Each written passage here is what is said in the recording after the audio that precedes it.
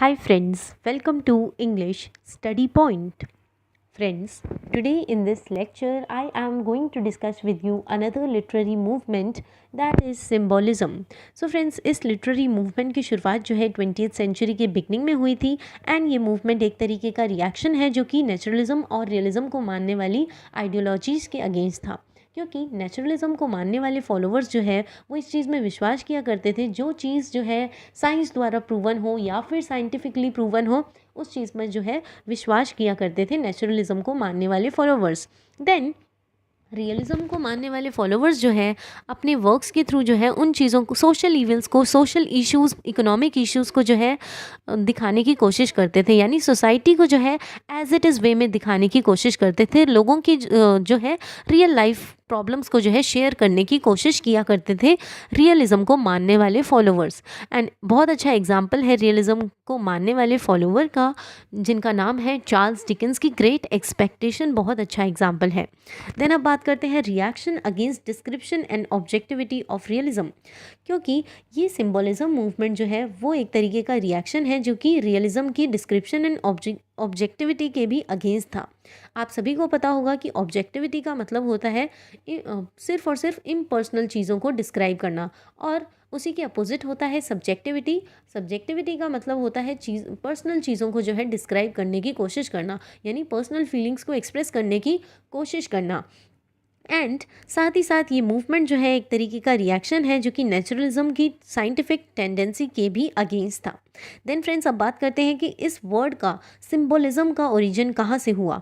So the term symbol is derive from the Greek language, कि ये जो term है सिंबल, ये ग्रीक लैंग्वेज से डिराइव हुई। In Greek there is a verb, कि ग्रीक में जो है एक वर्ब फेमस थी और वो वर्ब थी सिम्बोलन। सिम्बोलन जिसका मतलब होता था मार्क या फिर एम्बलम या फिर साइन। सो यहाँ से जो है इस टर्म का ओरिजिन हुआ ग्रीक लैंग्वेज से। अब हम बात करते हैं जनरल डेफिनेशन की। सिंबल क्या होता है? एक ऑब्जेक्ट होता है, और वो भी इनएनिमेट या फिर एनिमेट ऑब्जेक्ट। सिंबल क्या होता है? एक तरीके का एनिमेट या फिर इनएनिमेट ऑब्जेक्ट, जिसके थ्रू जो है हम आइडियाज़ और अपने इमोशंस को जो है, उस ऑब्जेक्ट के थ्रू जो है हम अपने आइडियाज़ और इमोशंस को एक्सप्रेस कर पाते हैं। सो सिंबल्स के थ्रू जो है मेनली राइटर्स जो है सिंबल्स का इसलिए यूज़ करते हैं ताकि वो अपने इमोशंस को, आइडियाज़ को, थॉट्स को जो है इनडायरेक्टली एक्सप्रेस कर पाए रीडर्स के सामने। So symbol is an object, animate और इनएनिमेट, विच रिप्रेजेंट्स और स्टैंड्स फॉर समथिंग, यानी जो कुछ रिप्रेजेंट करने की कोशिश करता हो या किसी न किसी के लिए स्टैंड लेने की कोशिश करता हो।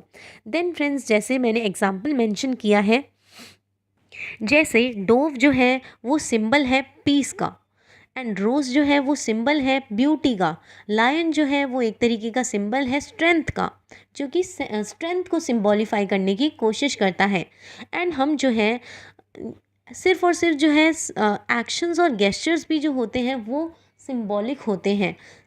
सो फॉर एग्ज़ाम्पल, जैसे रेज्ड आर्म, ये एक तरीके का एक्शन है जो कि सजेस्ट करता है या फिर स्टैंड करता है सरेंडर करने के लिए।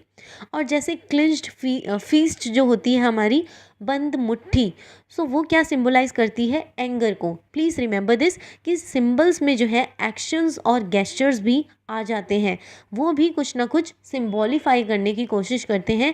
जैसे एग्जाम्पल हुआ, रेज्ड आर्म जो है किसका सिंबल है? सरेंडर होने का, और क्लिंच फीस जो है वो सिंबल है एंगर का। Then symbols were already used in Greek and romantic poetry. So friends, मैंने अभी लेक्चर के स्टार्टिंग में बताया कि सिम्बोलिज्म जो आर्ट मूवमेंट थी वो 20th सेंचुरी के टाइम पर शुरू हुई थी, बट हम देखते हैं कि ग्रीक और रोमांटिक पोइट्रीज़ में पोइट्स जो है, यानी 16th और 17th सेंचुरी के पोइट्स जो है वो सिम्बल्स का ऑलरेडी यूज़ करते थे। So poetry by poets like Edmund Spenser, Shakespeare, Milton, John Donne, so ये सब जो है ऑलरेडी ये 16th एंड 17th सेंचुरी जो है पोइट्स हैं एंड ऑथर्स हैं, ये क्या करते थे? अपने वर्क्स में ऑलरेडी जो है सिम्बल्स का यूज़ करते थे। बट सिम्बोलिज्म जो लिटरेरी मूवमेंट है वो 20th सेंचुरी के टाइम पर शुरू होती है। देन फ्रेंड्स, अब जो है मेन यूजेस के बारे में बात करते हैं। सिम्बोलिज्म के मेन यूजेस क्या क्या होते हैं। Symbolism gives a writer freedom to add double levels of meanings to his work. कि सिम्बोलिज्म के थ्रू क्या पॉसिबल हो सकता है, एक जो ऑथर है यानी राइटर जो है अपने वर्क्स के थ्रू जो है डबल मीनिंग्स को इनकॉर्पोरेट कर सकता है। यानी जो वर्ड्स जो है जिनके डबल मीनिंग हो सकते हैं वो सिम्बल्स के थ्रू जो है यूज़ किए जा सकते हैं राइटर द्वारा। एंड क्योंकि जो है राइटर जो है अपने वर्क्स में सिंबल्स का इसलिए यूज़ करता है क्योंकि वो जो है चीज़ों को डायरेक्टली डिस्क्राइब करने की कोशिश नहीं चाहता। वो जो है इसलिए सिंबल्स का यूज़ करता है। एंड राइटर को जो है सिंबल्स के थ्रू फ्रीडम मिलती है, वो जो है इसके थ्रू डबल मीनिंग्स को ऐड कर सकते हैं अपने वर्क्स में। Then literal meaning is self evident. कि कहने का मतलब है लिटरल मीनिंग को एक रीडर जो है समझ पाता है क्योंकि वो जो है डायरेक्ट होते हैं।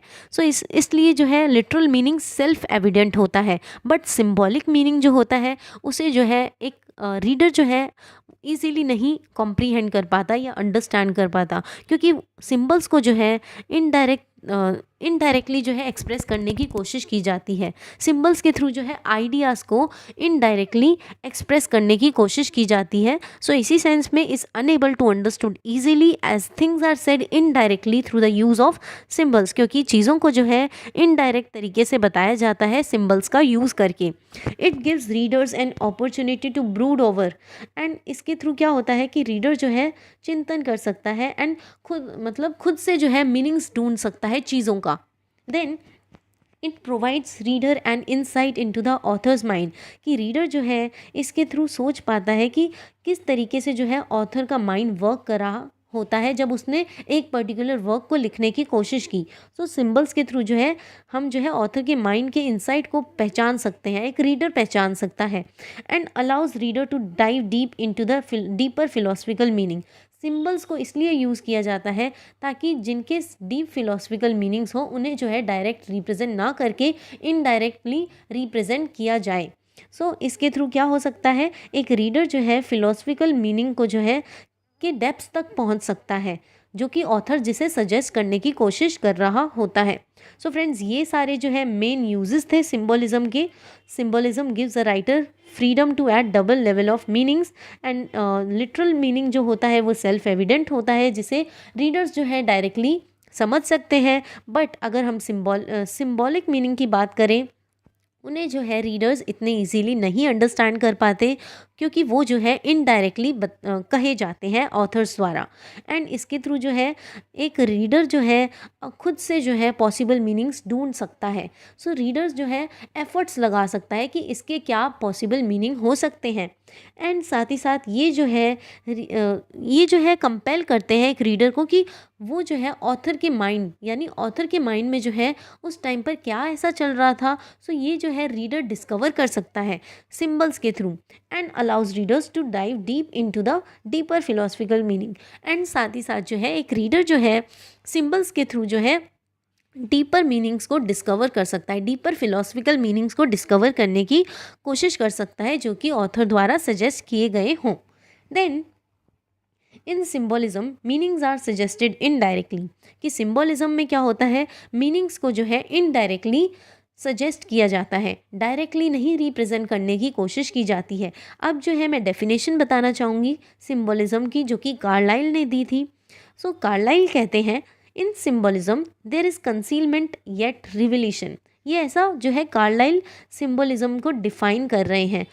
वो बताते हैं कि सिम्बोलिज्म क्या है, कंसीलमेंट है, क्योंकि इसके थ्रू जो है हम डायरेक्टली आइडियाज़ को नहीं बताते, डायरेक्टली एक ऑथर जो है अपनी फीलिंग्स को नहीं बताता, बट वो किसी ना किसी सिंबल का यूज़ करता है जिसके थ्रू जो है रीडर्स जो है खुद जाने कि ऑथर जो है क्या पर्टिकुलर चीज़ जो है इस पर्टिकुलर सिंबल से सजेस्ट करने की कोशिश कर रहा है। और एक तरीके का रिविलेशन भी है, इंपॉर्टेंट चीज़ों को जो है सिंबल्स के थ्रू डिस्क्राइब किया जा सकता है। सो एक्सप्लेनेशन जो है मैंने फ्रेंड्स इसको जो है एक्सप्लेन भी किया है। Some things are closed and locked. क्योंकि कुछ चीज़ें जो है क्लोज रखी हुई ठीक है और लॉक रखी हुई ठीक है, उन्हें जो है डायरेक्ट नहीं बताया जाना, यानी ऑथर जो है उन चीज़ों को डायरेक्ट बताना उन्हें जो है सही नहीं लगता, तो वो जो है सिंबल्स का यूज़ कर देते हैं चीज़ों को डायरेक्टली बताने से। But still it express something very important, क्योंकि सिंबल जो है फिर भी अगर एक ऑथर जो है सिंबल्स का यूज़ करके किसी चीज़ को जो है लॉक कर देना चाहता है, फिर भी जो है वो पर्टिकुलर चीज़ या वो पर्टिकुलर सिंबल जो है कुछ ना कुछ इम्पॉर्टेंट सजेस्ट करने की या फिर एक्सप्रेस करने की कोशिश कर रहा होता है. This movement developed in France. So friends please remember this कि इस मूवमेंट ये जो मूवमेंट है ये डेवलप हुई थी फ्रांस में 1880 के टाइम पर. एंड इस मूवमेंट को जो है इस मूवमेंट ने पॉपुलैरिटी कब अटेन की थी? So this movement gain popularity with the publication of gene Morris manifesto of ले फियाग्रो. प्लीज़ रिमेंबर दिस कि जीन मॉरिस ने जो है एक वर्क लिखा था जिस वर्क का नाम है मैनिफेस्टो ऑफ ले फियाग्रो इन 1886.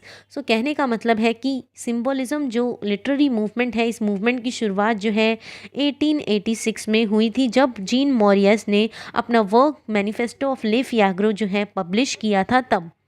देन एंड ये जो मूवमेंट है बाद में पॉपुलर हो गई थी पेंटिंग और थिएटर की फील्ड में. It influence American and European literature.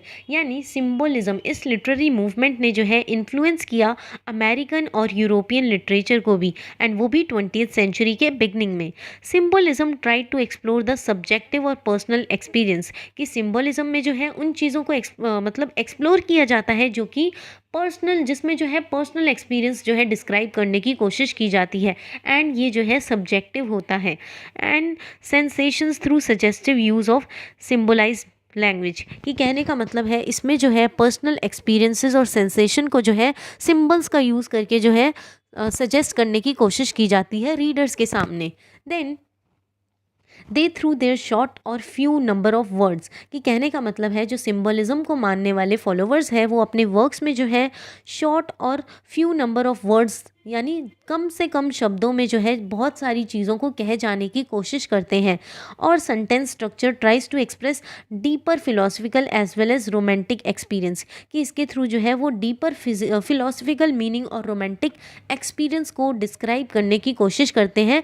Symbols का यूज़ करके वो अपनी इनडायरेक्ट बातों को जो है डबल मीनिंग बातों को जो है कहने की कोशिश करते हैं रीडर्स के सामने. अब बात करते हैं कुछ major functions of symbols. So symbols have the power to express the most complex thoughts. कि एक राइटर और या फिर एक ऑथर जो है क्यों सिंबल्स का यूज़ करता है? ताकि वो अपने कॉम्प्लेक्स थॉट्स को जो है इनडायरेक्ट वे में जो है रीडर्स के सामने प्रेजेंट कर सके. They can express the things in less number of words. कि इसके थ्रू सिंबल्स के थ्रू जो है हम अपनी बातों को जो है कम शब्दों में भी एक्सप्रेस कर पाते हैं और कम इमेजेस का यूज़ करके भी जो है एक्सप्रेस कर पाते हैं. दे कन्वे सम हिडन मीनिंग्स. कि सिंबल्स क्या कन्वे करने की कोशिश करते हैं? हिडन मीनिंग्स को कन्वे करने की कोशिश करते हैं जो कि बहुत सीरियस भी होते हैं और अपीलिंग होते हैं.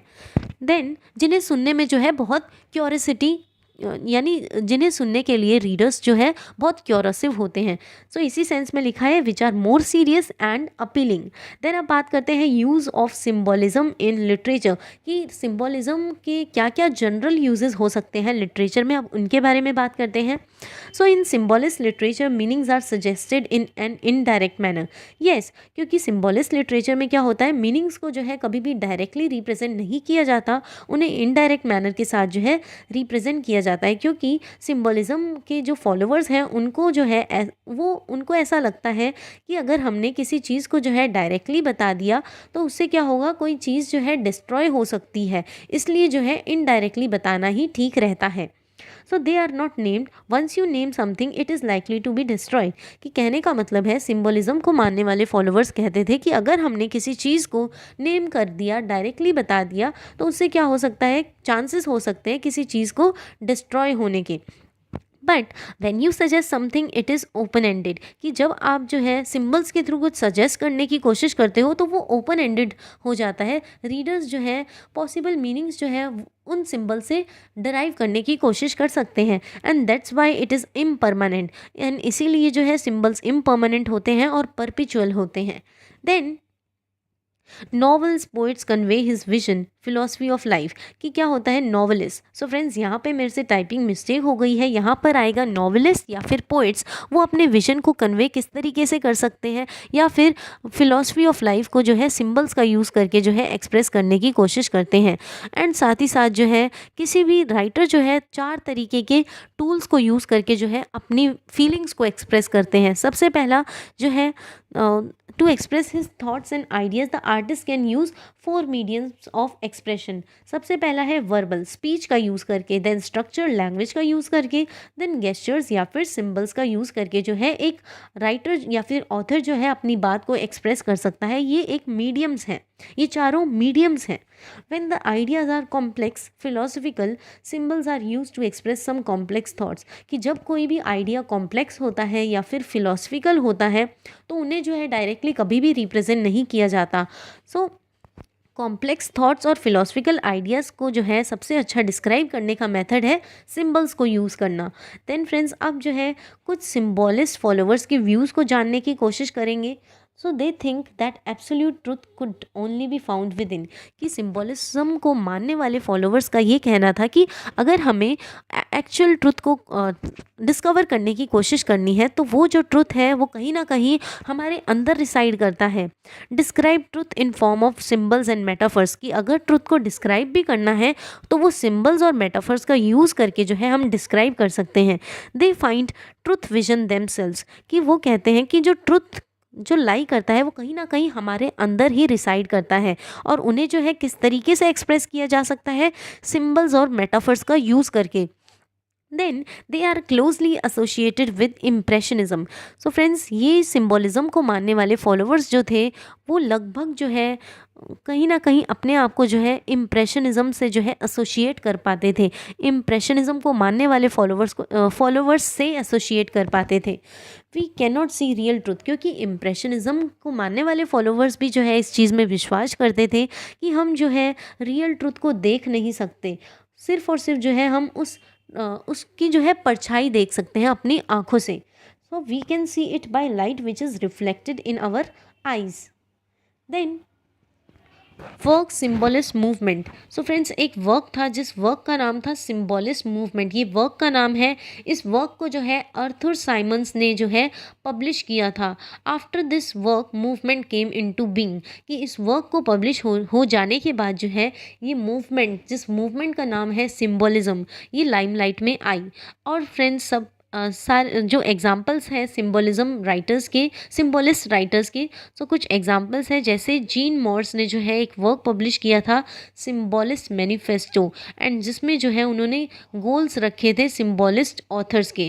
देन मेन प्रैक्टिशनर्स कौन कौन है सिम्बोलिज्म के। सो मेन प्रैक्टिशनर्स में सबसे पहला नाम आता है W.B. यीट्स का।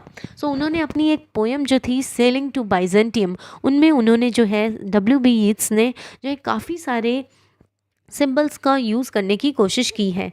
देन अब बात करते हैं T.S. इलियट भी जो थे मेन प्रैक्टिशनर थे।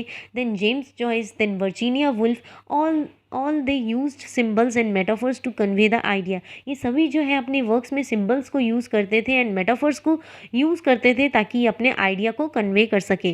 And W.B. यीट्स जो है अपने फेमस है अपने सिंबल के लिए, जिस सिंबल का नाम है जायर। Images and symbols conveyed become more important. क्योंकि इनको ऐसा लगता था जो भी इमेजेस या फिर सिम्बल्स हम कन्वे करते हैं वो ज़्यादा इम्पॉर्टेंट है। एंड एडगर एलन पू की जो पोएटिक थ्योरी है उसमें जो है इम्पॉर्टेंस बताई गई है सिम्बल्स की। Please remember this. Edgar Allan पू की जो पोएटिक थ्योरी है उसमें जो है इम्पॉर्टेंस बताई गई है सिम्बल्स की। Then W.B. Yeats who is himself a known symbolist of English poetry. कि कहा जाता है कि W.B. यीट्स जो है एक जाने माने सिम्बॉलिस्ट थे इंग्लिश पोएट्री के, जिन्होंने जो है सिम्बॉलिज्म को डिफ़ाइन करने की कोशिश की है। एंड उनका कहना है symbolism gives dumb things voices. Symbolism gives डम थिंग वॉइसेस। की कहने का मतलब है सिम्बोलिज्म के थ्रू जो है जो लोग मतलब कम बोला करते हैं या फिर जो लोग जो है अपनी आवाज़ नहीं उठा सकते वो जो है सिम्बल्स का यूज़ करते हैं अपनी फीलिंग्स को एक्सप्रेस करने के लिए। And bodiless things bodies. Please remember this कि ये कोटेशन जो है मैंने कोट की है, symbolism gives dumb things voices and bodiless things bodies. So here dumb things means those who are not able to speak, यानी जिन्हें जो है बोलने का मौका नहीं दिया जाता, वो जो है डम थिंग वॉइसेस के लिए रेफ़र की गई है। Authors use tools to use symbols in their works. Author जो है टूल्स यूज़ करते हैं, एंड वो टूल्स क्या हो सकते हैं, जैसे फिगर्स ऑफ स्पीच, जैसे सिमिली, मेटाफर, एलिगरीज का यूज़ करते हैं, एंड साथ ही साथ सिम्बल्स का यूज़ करते हैं अपने वर्क्स में। Then modern writers have use numerous symbols in their works. कि अब बात करते हैं कि मॉडर्न राइटर्स ने जो है बहुत तरीके के सिम्बल्स को अपने वर्क्स में यूज़ किया है। सो फ्रेंड्स, उन सभी मॉडर्न राइटर्स को जो है मैं यहाँ पर बताने की कोशिश कर रही हूँ। सबसे पहला नाम आता है अर्नेस्ट हेमिंगवे का, जिन्होंने जो है सिम्बल्स का यूज़ किया था अपने work old man and the sea में। ये एक नॉवल है अर्नेस्ट हेमिंगवे का। Then T S. इलियट ने वेस्टलैंड में कई तरीके के सिम्बल्स को यूज़ किया है। देन एमिली ब्रॉन्टे ने द वुदरिंग हाइट्स में भी सिम्बल्स का यूज़ किया है। देन वर्जीनिया वुल्फ ने जो है टू ए लाइट हाउस में भी सिम्बल्स का यूज़ किया है। Then W.B. यीट्स ने अपनी पोएम सेलिंग टू बाइजेंटियम में जो है बहुत तरीके के सिम्बल्स को यूज़ किया है। देन फ्रांस काफ्का ने अपने प्ले मेटामॉर्फोसिस में भी सिम्बल्स, अलग अलग तरीके के सिम्बल्स को यूज़ किया है। सो फ्रेंड्स, अब जो है कुछ एग्जाम्पल्स की बात करते हैं जो कि इंग्लिश लिटरेचर में देखे गए हैं सिम्बल्स के, जिनमें सिम्बल्स जो है प्रेजेंट हैं, जैसे a rainbow by William Shakespeare. So ये जो रेनबो है जो कि विलियम शेक्सपियर द्वारा लिखी गई है, जिसमें उन्होंने जो है लाइंस मेंशन की है, my heart leaves up when I behold a beautiful rainbow in the sky. यहाँ पे रेनबो जो है वो सिंबल है होप और जनरल वेलबींग का। देन नेक्स्ट है as you like it by William Shakespeare. So as you like it ये प्ले है विलियम शेक्सपियर द्वारा, जिसमें उन्होंने बहुत फेमस लाइन जो आप सभी ने सुनी होगी, all the world's a stage and all the men and women merely players. So in lines के थ्रू कुछ ना कुछ सिम्बॉलिकली विलियम शेक्सपियर जो है रिप्रेजेंट करना चाहते हैं। वो वर्ल्ड को जो है बता रहे हैं, वर्ल्ड क्या है, एक स्टेज है, एक तरीके का स्टेज है जहाँ पर मेन और वुमेन जो है एक्टर्स की तरह जो है अपने रिस्पेक्टिव रोल्स को परफॉर्म करने की कोशिश कर रहे हैं। सो फ्रेंड्स, ये बहुत अच्छे एग्जाम्पल्स थे, a rainbow by William Shakespeare and as you like it by William Shakespeare. Then friends, इसी के साथ ये लेक्चर ओवर होता है। And friends, please don't forget to like, share, comment and subscribe. Hope this lecture will help you in your UGC NET English literature exams. Thanks friends for watching.